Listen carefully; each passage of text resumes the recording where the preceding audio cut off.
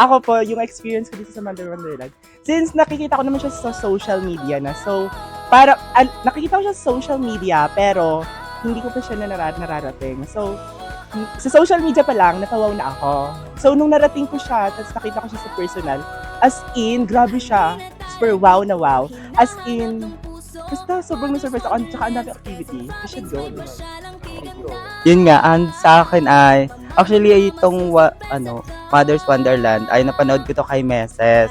And actually, sabi ko, napakaganda nga. And oo, totoo yung medyo, medyo Thailand vibes talaga tong lugar. Wow. As in, parang sabi ko nga, nung nakarating ako dito, parang nasa fantasy kami ang effect.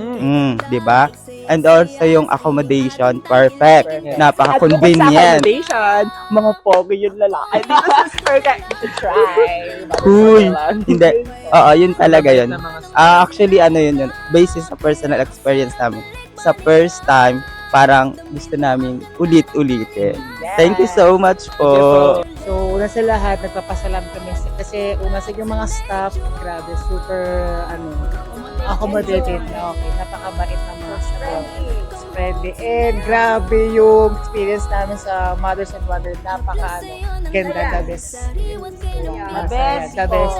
So, ulit-ulitin. Hindi po kami nagsisisi na pumunta po dito. Kumbaga, 100%, 100%.